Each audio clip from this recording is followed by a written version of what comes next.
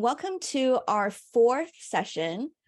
And today I am so excited to be joined by Irina. And Irina is actually my therapist. So I feel like I am sharing her with the world today. And so what we're going to talk about today is what I wish I knew about suicidal ideation. And I just want to mention here that, trigger warning, and I would love for you to exercise self-care. So if there's anything that we're talking about that may not be, landing well for you, or you just need to excuse yourself, please feel free to do that. Definitely make sure that you take care of yourself today with this topic. I first want to mention why I even started this whole weekly series or weekly talk series. And it's because of a friend of mine who was also a former employee, Maggie Ng, who passed away from suicide. And I was really devastated by losing her. And I wanted to channel my grief to doing something that might help other people to learn more about mental health challenges, as well as suicidal ideation. All the photos that are taken, that are used in this slide, were taken by Maggie. And she also did my hair and makeup in all of them. She's just a really talented, creative, kind, and loving person. And there's also an opportunity for you to make a donation to the Hong Fook Mental Health Foundation. As you know, the weekly series are completely free, and we're all volunteering our time to share what we know, because I created a fundraiser for Maggie in loving memory of her life. So yeah, so that's a little bit of an introduction. And if you haven't done so yet, please pop into the chat. Where are you joining us from? And also, who are you here for? I love that I'm seeing some familiar faces throughout our weekly session. So thank you so much for being here. And also, I know some of you have been sharing our sessions with your networks, which has been really helpful, especially Kim. Thank you so much, Kim, for doing that today. Really appreciate it. So what can you expect today? So we're first going to start with a little introduction of the two of us, so Irina and myself. And then we're going to share a little bit from our own stories around just suicidal ideation. What do we know? What have we learned from our own experiences? And the Q&A can really happen throughout our session. As those of you who've been here before know, you can just pop in questions into the chat, and we will pause our stories to answer your questions. And then we'll also have a dedicated time towards the end for more questions as well. I'm also going to share at the end about the weekly Courage Circle that I'll be starting on in April, at the end of April, so next week, next Friday, for people living with bipolar disorder or supporting people who live with bipolar disorder.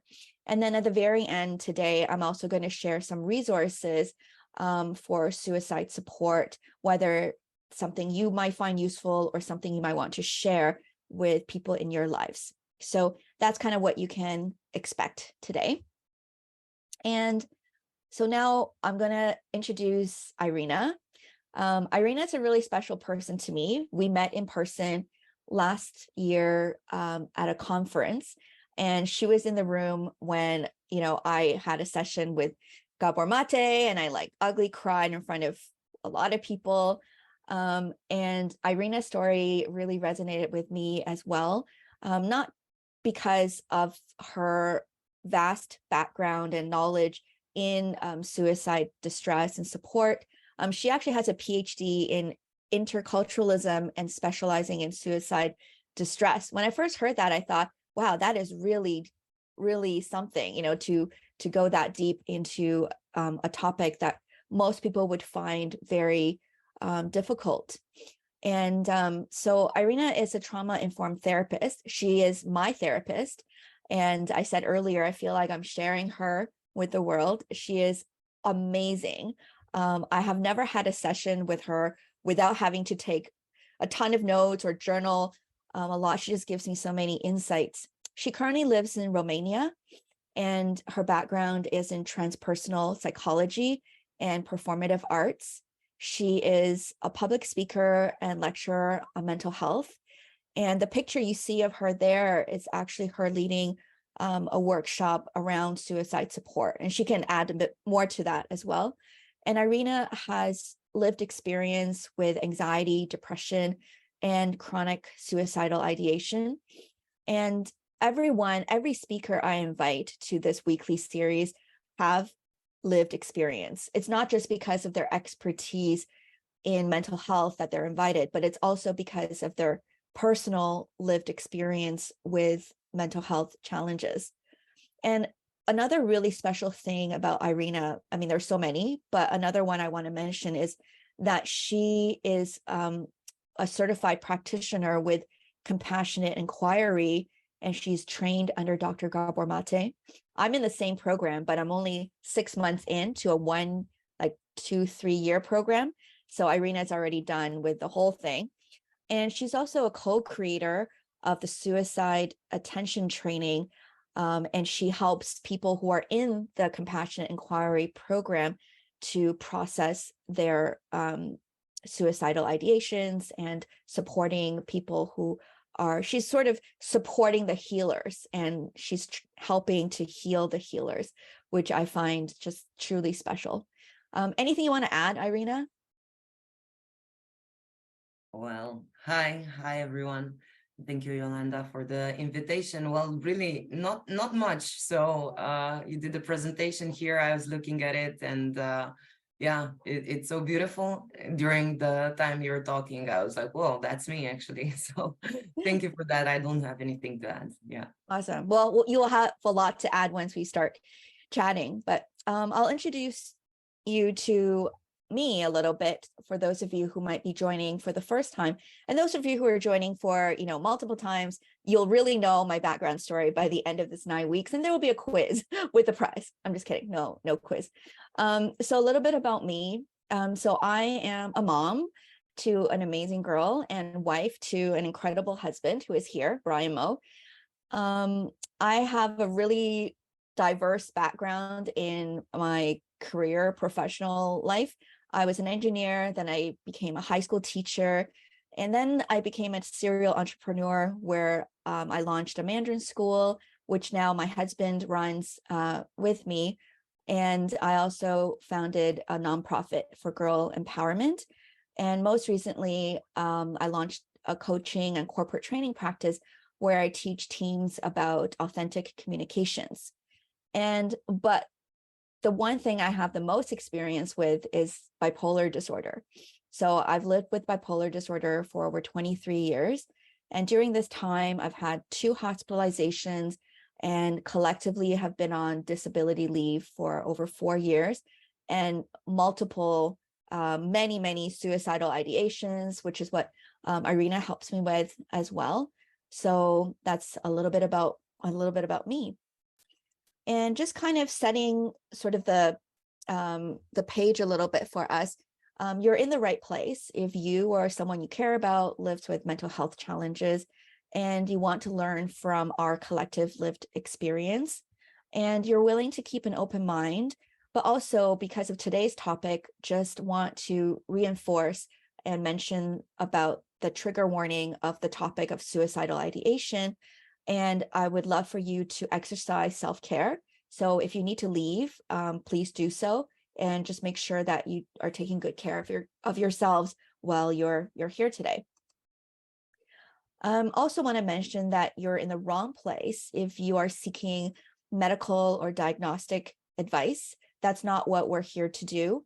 And also, if you are not able to keep an open mind about mental health challenges, Irina and I are not here to debate with you about that either. We're just here to share from our experiences. And also, if you expect us to have some kind of quick answer or quick fix to everything, that's not going to happen here today either. And lastly, if you do have any urgent issues, or if you have any urgent suicidal ideation, and require professional support, please do that first. The session will be recorded and it will be sent, but we're not going to be able to support any urgent issues here today. So for most of the session, I'm going to actually stop sharing the PowerPoint, and it's just going to be a conversation with me and Irina and anyone who wants to jump in with any questions for us. And then about 10 minutes towards the end of the session, I'm going to restart the PowerPoint to share with you some resources on suicide support, as well as about my weekly Courage Circle. So, all right, Irina, so now it's just us starting. I guess to kick things off, I'm just so curious, like, why did you choose like to do a PhD with a focus in suicide support? Well, actually, my focus in the PhD was not so much that, it was the interculturalism bit where I wanted to see, you know, I was always interested in how can really diverse people meet and really diverse cultures, and how do we find like a connecting bridge between so many different backgrounds, right? Yeah. And probably in time, that's what I did also with the work on suicidal distress. But I have to say, it moved from the PhD came more from my performative arts background, let's say, where I was trying to meet psychology through different cultures. And then it moved towards my specialty, which is right now the suicidal distress part. Yeah. Yeah. Thanks for sharing that.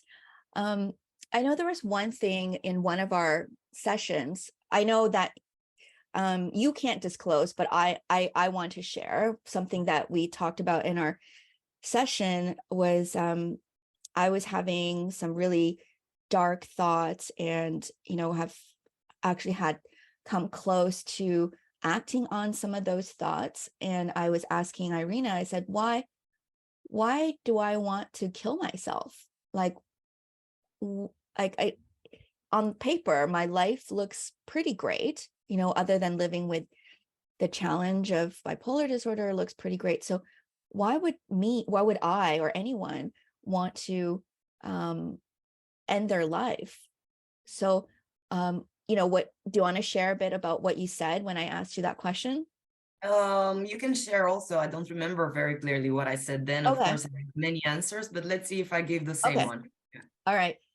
You asked me a question, actually. You said, what does death mean? Like, what does it mean to die?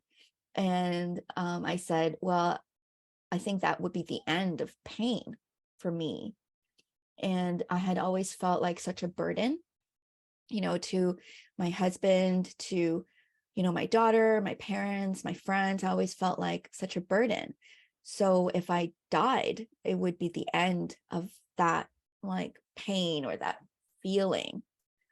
And I remember not really understanding the connection between what death means and then to die, or the part of me that wants to kill me. Right. Yeah, that's a beautiful one, actually, and it's so amazing that you can share about that. And yeah, it's, we all have this part, actually, and I wouldn't believe that it's a part that wants to kill us. And when I say we all have this part, it doesn't mean that we're all suicidal, but we all have a part that is a very fierce protector for us, that is really wanting to alleviate the pain, right? To relieve the pain that we have in our lives, emotional pain. And sometimes, having this so-called perfect life on paper invalidates a possible internal emotional pain that we might have, And I always say something like, I give this comparison in a way: if you have a broken bone, right? You have a perfect life, but then you have a broken bone. You can see that on an X-ray, and you're not going to accuse yourself that why, because I have a perfect life, I still have a broken bone, right? They're just two different stuff. And that's how it is with the emotional pain, but we don't treat it the same. So you might have the perfect life, but there is something within you that calls for your attention, for our attention, to see that there is some unmet need, either for freedom, for relief, for connection, for support, for being seen, for being cared for, right? There is something else there. But opposite to the case of the broken bone, that's not something that we can see, that we can test on paper. And therefore, it's something in our minds that many times we feel guilty for, or cannot even validate within ourselves. Not even to speak about validating or speaking, sharing to others, right? Because it's always this sense of burdensomeness that you mentioned, right? If I would say this, or anyway, I'm a burden, or why would I have this? Because there's no clear explanation, right? And if we think of this comparison with the broken bone, then it's not your fault that with your perfect life, you might have an accident and your bone breaks, right? Yeah. Nobody would think, oh, that's my fault, or I'm a burden to anyone, to everyone, or I don't know if that's real. I don't know if I have the right to have a broken bone, right? All of these thoughts that are coming in when we have the suicidal thoughts, actually. Yeah. So my main question, every time when I work with someone with this, and also when it used to appear, and when it could appear still inside of me, is the question, I get curious, right? I don't get, resistant to it or scared. I get curious of what is this doing for me, or what is this doing for, but for, not against. That's the big, it's not the part of us that wants to destroy us. It's the part of us that most fiercely wants to protect us, and it's signaling something inside of us. Yeah. And I remember that really transformed my perspective about the part of me that keeps thinking about dying. And because there's a lot of guilt, right, associated with that. Like, why would I want to end my life, leave my daughter, my husband, my parents, who are all very supportive? Like, why would I just want to leave them? There's a lot of guilt. But when you told me that, I had a lot of compassion for that part of me, a part of me that wants to just protect me from the pain, from the feelings that are really awful, the thoughts that are not, like you said, the broken leg, right, that are not my fault, but I live with them. And so there is a part of me that actually loves me fiercely, and that's why it wants to kill me, because it wants to give me an escape. It wants to give me more peace, so I don't have to live with those thoughts that are not my fault. Yeah, so that was a huge turning point for me when we started working together, for me to know that Wow. that it's Gabor said, it's not my fault that I live with bipolar disorder. I already knew that, but just that it's also not my fault that I have thoughts about ending my life. Right. It's not anybody's fault, right? And it's Right. not a guilt, and it's not a sense of being flawed or of being weak or any of that. It's as I said, it's something that signals an internal reality, And I also many times think about that image, and sometimes we can understand it more through that image, which will be, so I just want to say before that it's an image that can impact people, but that is the real dimension of it inside, right? If we think about the World Trade Center, when the planes went in, right? We all saw those heartbreaking images of people on the, I don't know what floor, somewhere up, Yeah. jumping from the window, right? Those really tragic and shocking images. And nobody in that moment said, oh, these people are so weak, or, oh, look, they want to destroy themselves, right? It was so clear for the entire world that they were trying to save themselves. And if you think practically, that is an act of suicide, right? You're jumping from somewhere.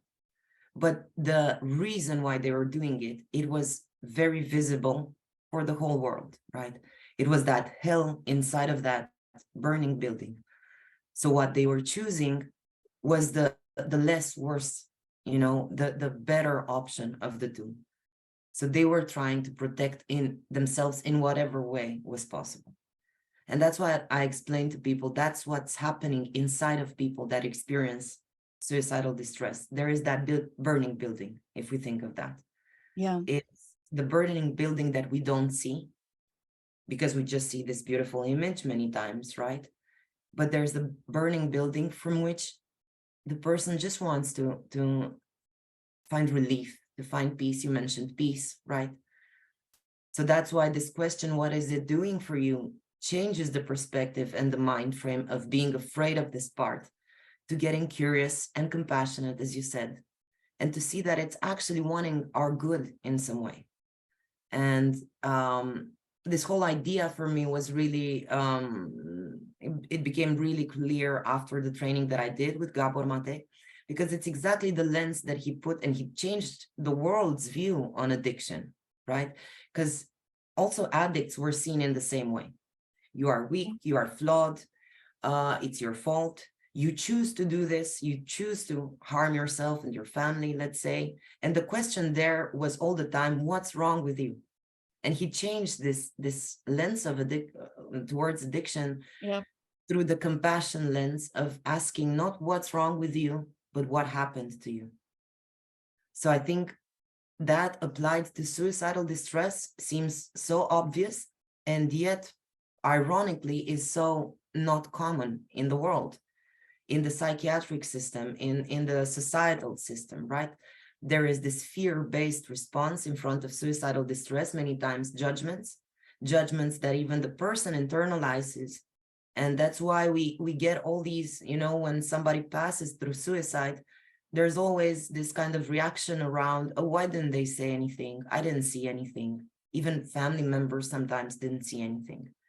So that's the stigma and the lack of understanding. And what we need to do is really open up that kind of discussion and reach people in seeing that they will not be judged for what is wrong with you. Why are you trying to do this? And this appears so much for people, as you said, that are having a family, for example. The numbers of mothers, unfortunately, dying by suicide or attempting suicide is high rising, definitely. And the number of mothers living with suicidal ideation, we are not even aware of it, because they will not say.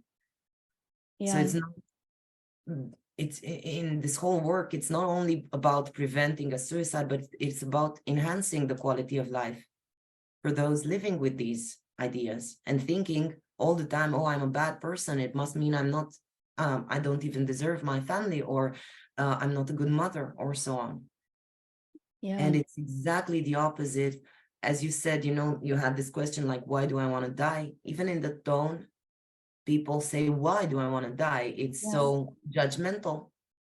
Or if we shift it to the compassion and saying, whoa, wow, why do I want to die?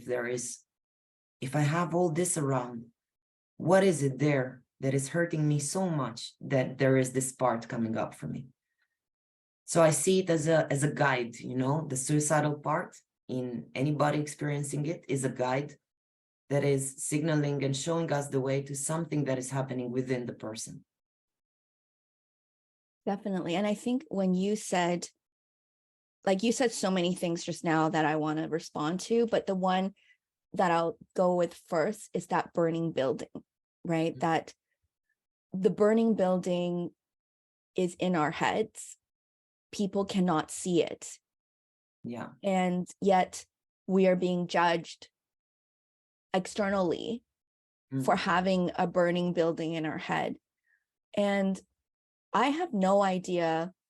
And I know what you said, like people always say when someone died by suicide, I didn't see any signs. Why didn't they talk to me? I share those thoughts with you about my friend.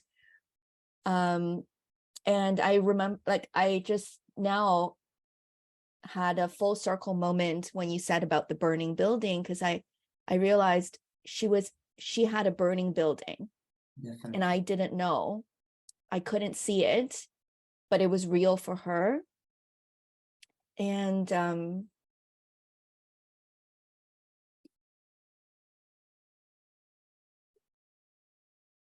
Mm.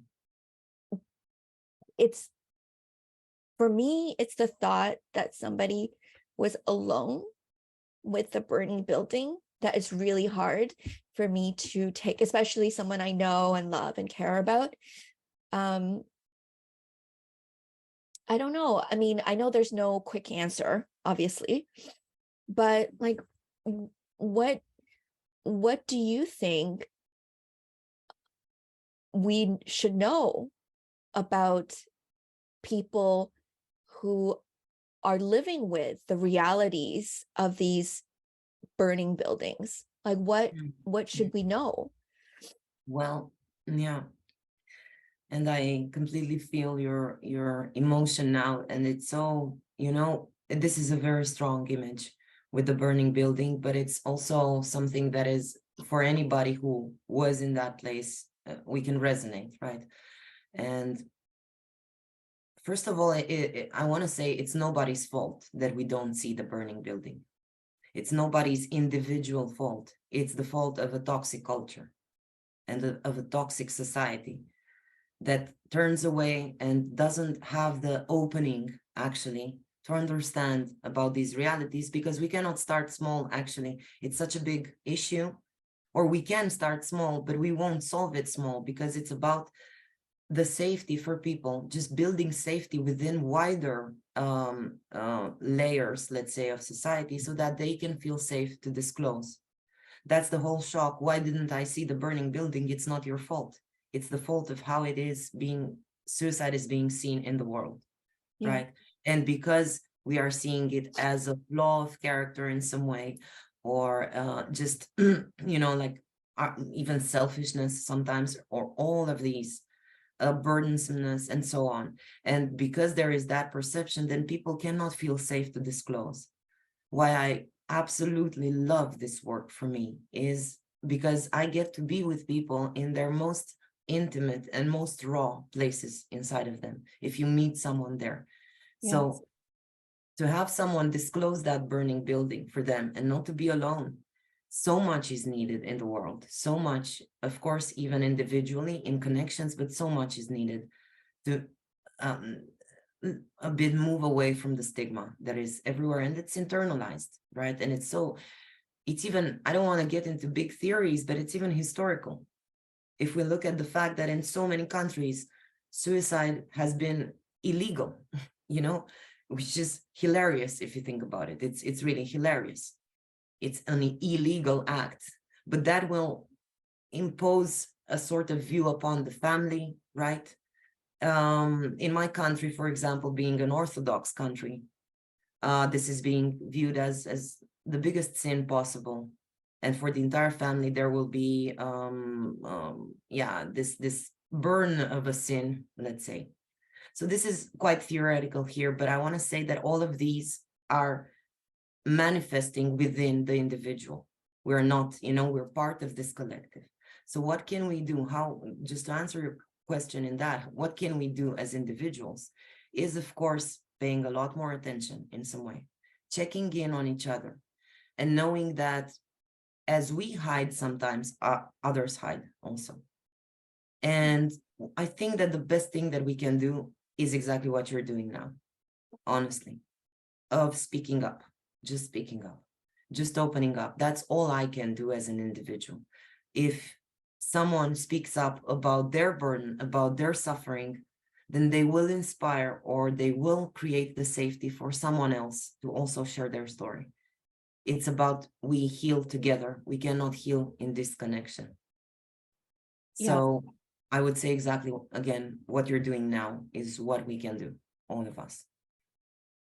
And I remember you sharing with me that when someone dies by suicide, the number of people that are impacted, I remember it was like a huge number.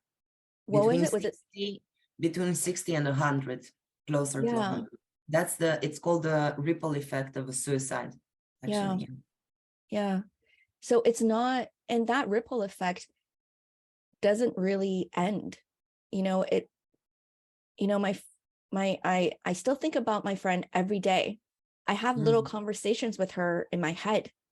I just had one before our session. I'm like, don't kill me. I hope this is okay, but I really want to, share this. Yeah, the ripple effect is huge.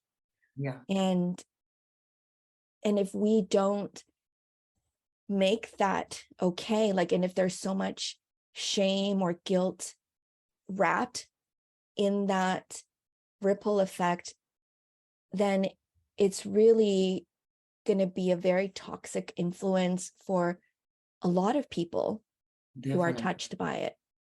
Definitely. Definitely. There is this expression, right? Shame grows in secrecy and Yeah, isolation. And the ripple effect is, of course, because of the emotional impact, but it's also because of the secrecy. right. It's also because we think when we hear in the news, for example, about someone, we think, oh my God, I was going through the same thing, for example, but I was not sharing. This is actually something that just happened one day ago here. And we just lost, a really great woman to suicide, and a journalist that was really sharing very openly about her mental health. So a lot of people were following her and really being inspired by her openness, right? And she died by suicide yesterday. And a lot of people, I think the ripple effect was huge there, because everyone that I worked with yesterday was impacted by this in some way, even if they don't have suicidal distress, because of one reason. They said, well, I read her posts on mental health and I could so much resonate. I could so much find myself there. But these are things that I don't share with anyone else, maybe just with you, the therapist, right? And so they were scared about that. That's where fear came in. Yeah. Oh, I'm the same as her, and I didn't share. I'm not sharing, so nobody knows that I'm going through this. So we are not meant to go through any of that alone. We are tribe people. Humans are tribe people. We that's how we started. That's what we need, the tribe, to support us. None of us can do it alone. Yeah. But yet, because shame lives alone, a lot of us are left to process these things on our own. Yeah. And there's one thing that kind of came up as you were sharing about, as you know, since January, 3 people in my personal network passed by suicide, and it was starting to feel like it was getting closer and closer. And that's why I thought I need to do something. And this weekly series was that something that I came up with. But it does bring up a question for me, because your background is studying different cultures as well. Like, where did it even come from? Why is suicide such a shameful thing? I actually always said I'm not brave enough to go through with suicide because I'm scared of blood. I'm scared of pain or any kind of discomfort, really. My ultimate goal is to find a way to go that's very painless and quick. But so where did it come from? Because I think it's actually quite a courageous act. Yeah, and if we look at more ancient cultures, we will see the act of suicide, right, in warrior harakiri and all of that. That Yeah. was being seen as a heroic act of honor, let's say. Yeah. But where it comes from is mostly from church, actually. Church that came in at a point, and the churches, it had to deal with the masses. So that's, so they had to kind of imprint a view, a very general, kind of rough, judgmental view at a point, so that they can control the masses and let people know, you shouldn't do this. So then why shouldn't you do this? Because you will upset God, because this is a capital sin, and so on. And without being judgmental towards the church, because there is a root of spirituality in that, definitely, and which I think is the ultimate savior for anybody experiencing suicidal distress. Any kind of spirituality, doesn't matter. just being connected to a higher field of something, let's say, where you can think there is a bit of truth in that not that it's a sin, but that in some way our life is this precious thing that we are in some way we chose, or we are being gifted, or whatever. And it's about trying everything we can before stepping out, and that's how I view people also. Like it will be very weird to say as this kind of specialist in suicide prevention, but I always say I'm not doing prevention. I'm doing what is called suicide attention. So I'm just looking at it. I'm looking at people. I don't consider that it is a no-go action. Sometimes I can understand that it's the ultimate act of self-love for someone. Yeah. Because they couldn't take out the fire in any other way, right, from the building. Yeah. So then that's okay. It will bring grief for the ones around, but for that person it can be maybe, but we need to cover all the ground until then, all the ground. And the ground is so infinite with possibilities. There are so many possibilities to find something that can meet your needs, that where you can find yourself again, where you can find the excitement for yourself, for life, and so on. Even in helping other people, even just that, sometimes people cannot find that purpose for life or whatever for themselves or process themselves, but they will be there for others, and that will be the healing for them. There are many, many options. Yeah, no, definitely. Like, I definitely agree with what you said. And I hear just so much compassion, that you have for all the different choices that people can make. I remember sharing something with my psychiatrist, who is amazing. I said, he knows that my dog passed away last year, and we had to make a decision to euthanize her. And it was one of the hardest decisions ever. And it's very like etched in my brain, that moment. So I said, and I did it out of love, I wanted her to have a good quality of life, but she can't. There's no way for her to be able to now. And even though it was a hard decision, I had to do it. It was act of love. So I said, why can we do that for humans? And I know there's lots of legal stuff, and some, in different parts of the world, it is legal and whatnot. And he said something to me that I just, didn't really think about. And I would love to get your thoughts on that too. So he said,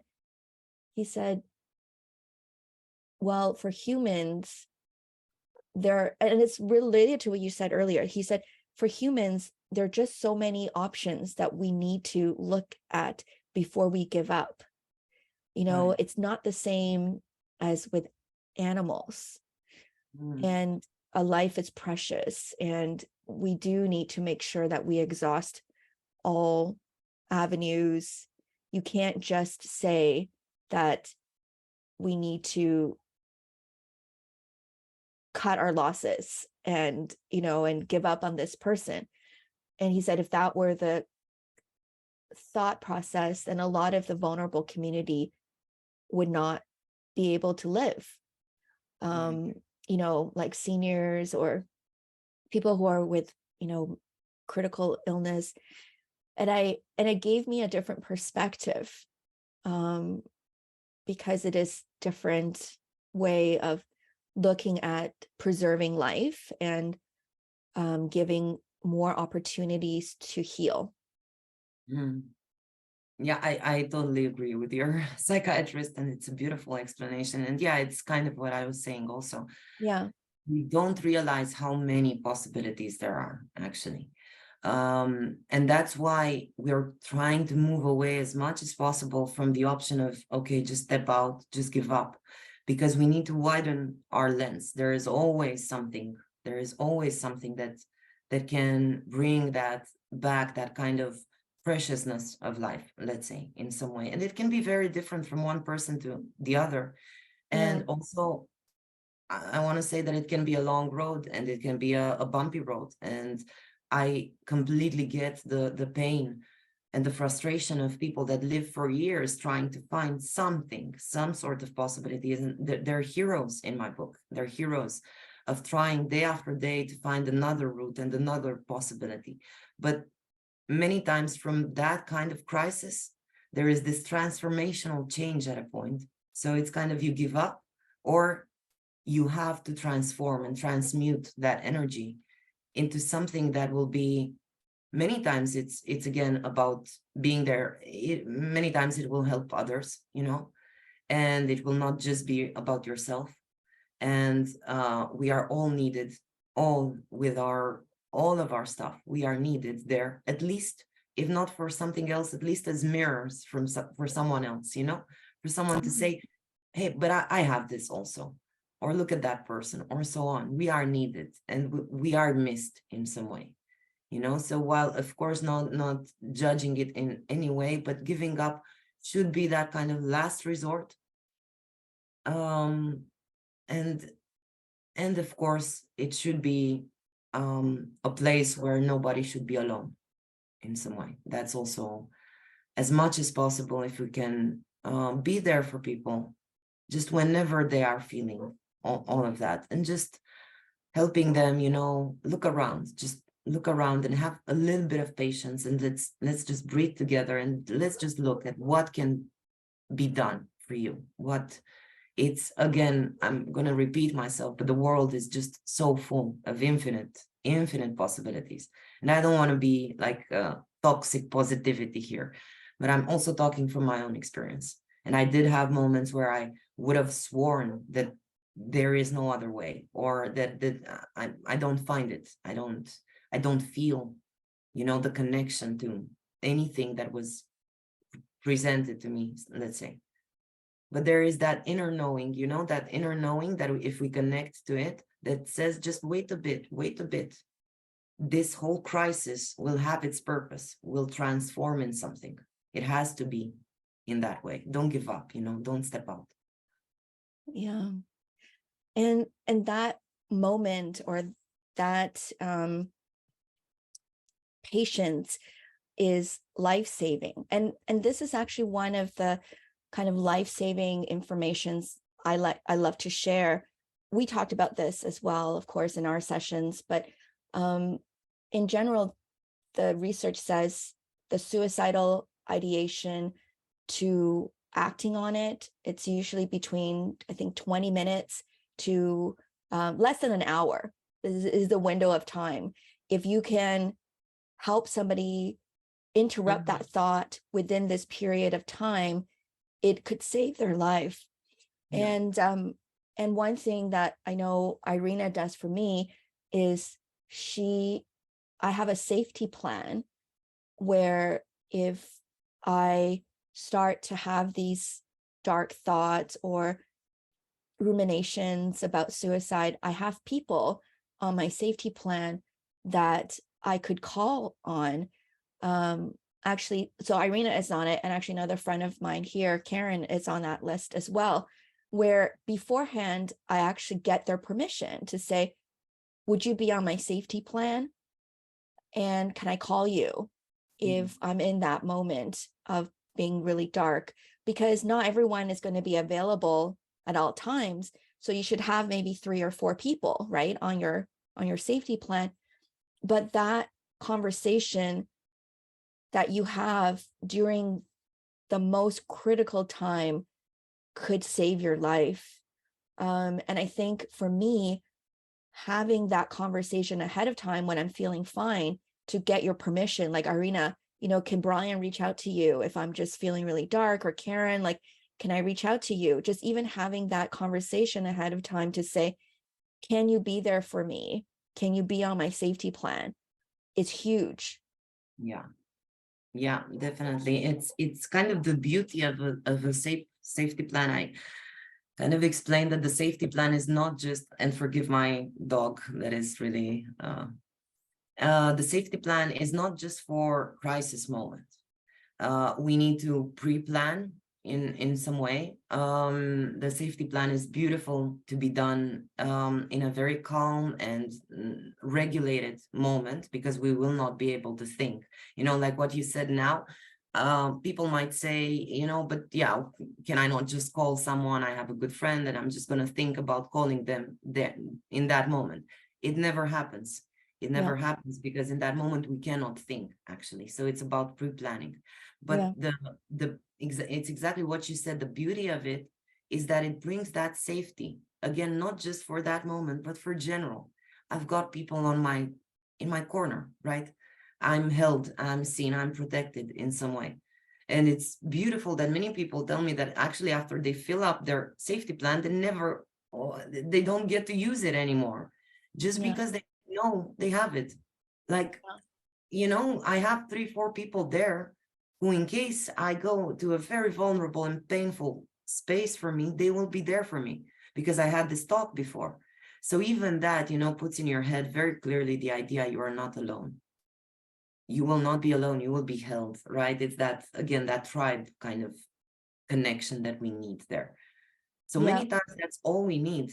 The loneliness is such a big factor and driver in suicidal distress. It's about this perception of I will be completely alone, right? So if you can already see that you are not alone and that there are options in that moment, many times it even prevents getting to that moment, because I'm fine, I'm held, I'm seen.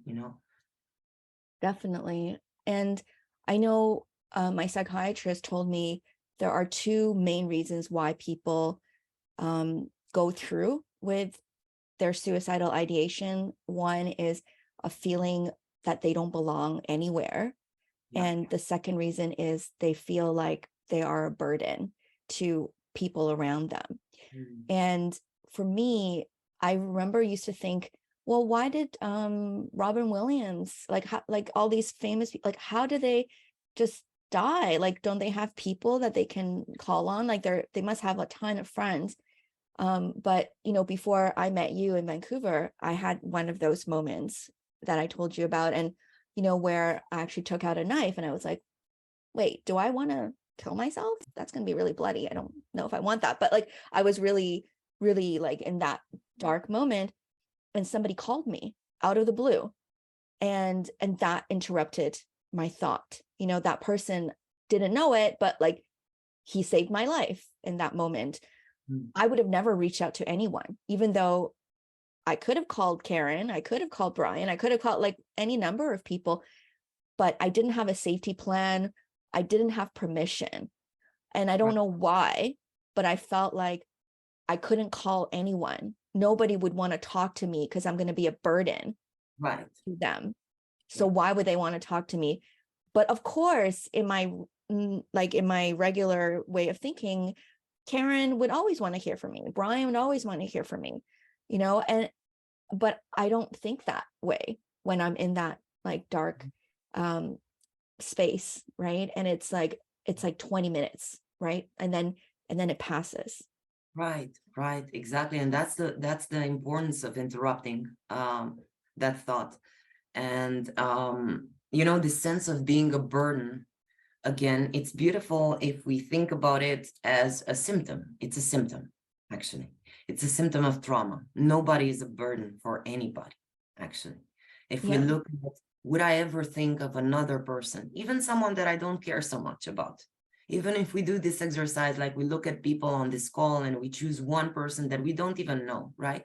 Would I ever consider that person a burden if after this call, they would message me and say, hey, I'm really having a hard time right now? Not even a stranger, Yeah. and we're thinking like that about our family and friends. So in that moment is just a symptom of a very dysregulated state, nervous state where we are. So if we can see that as a symptom, that it's almost like a hallucination, you cannot trust it. It's this sense of being a burden that is actually something that is coming, as I was saying, from trauma, because at a point, in some way, our emotions were not held by our people, by our family, our protectors, let's say. We're not, accepted fully. So that's where we started perceiving ourselves as a burden. But that is not true in the present moment.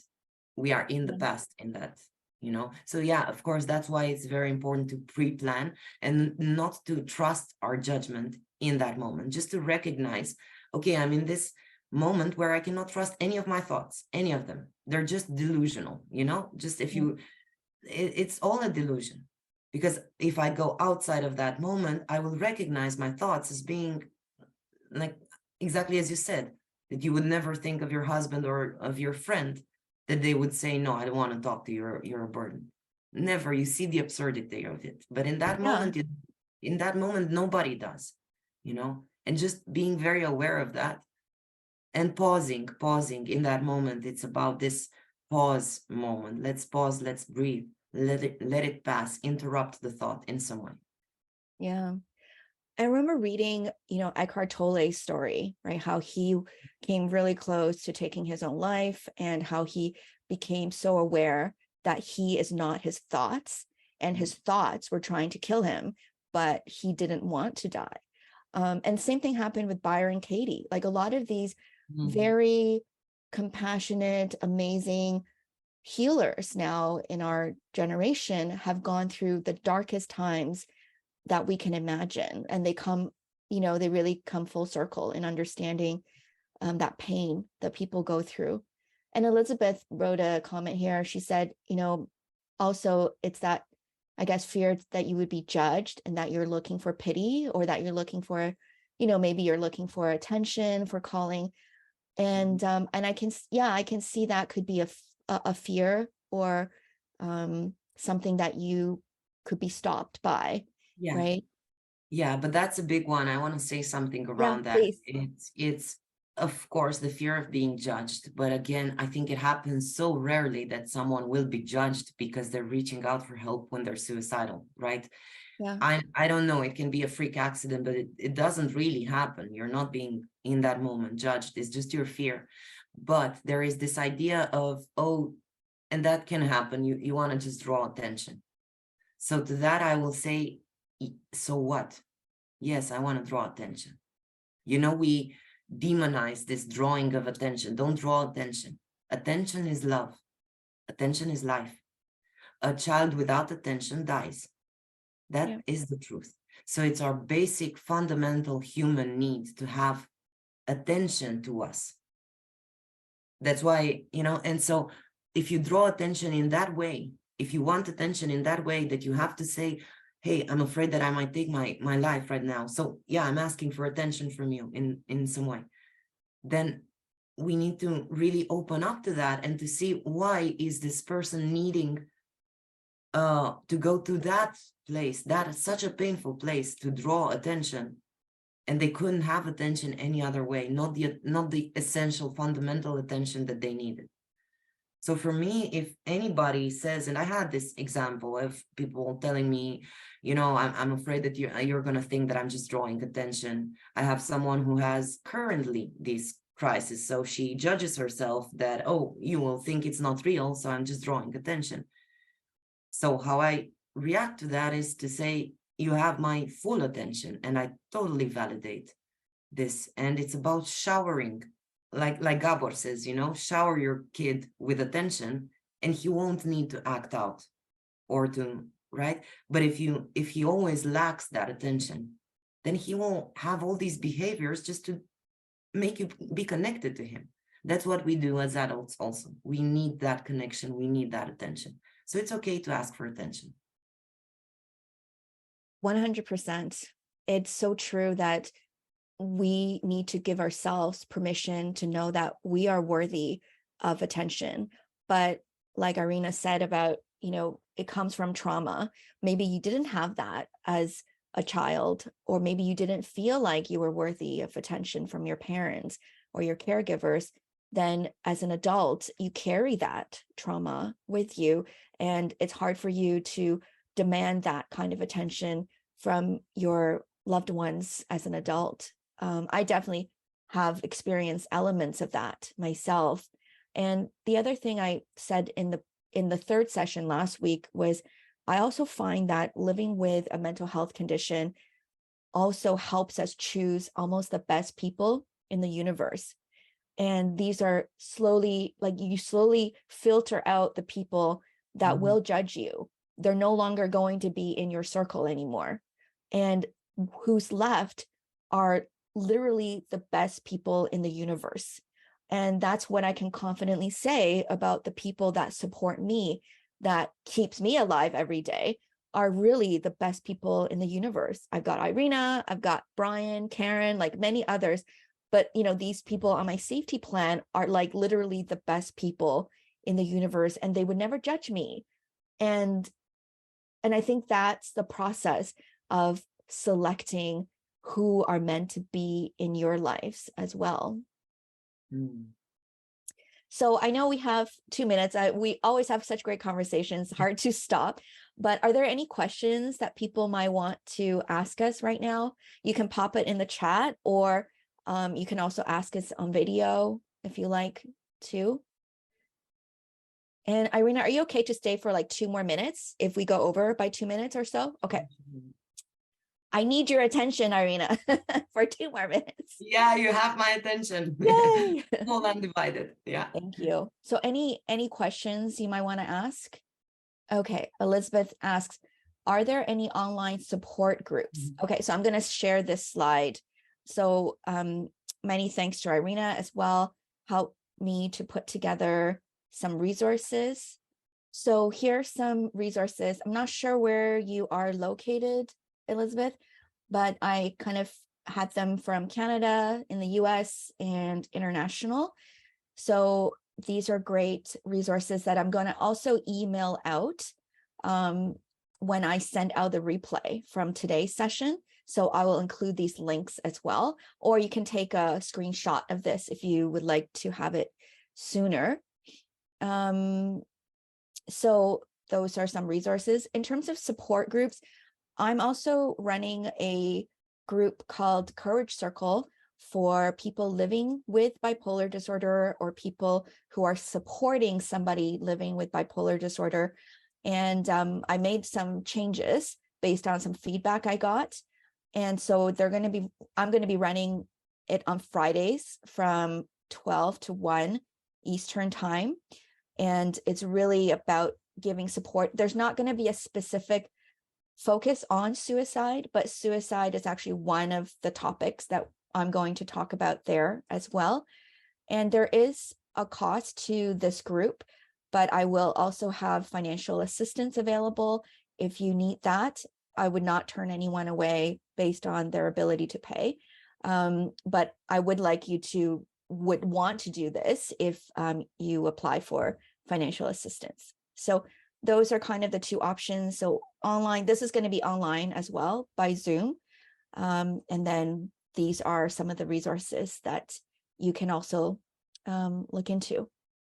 So any other questions from the group? And if I can add, Yolanda, there is also Depression and Bipolar Alliance support. Oh, yes, you did send that to me. Sorry, but I'm going to include that because, too. Because of time zones, like we have to be aware. We don't know people where they're from. So those being all over the world, people can find their own time zone, because sometimes there can be big differences, and they have like support groups running all the time.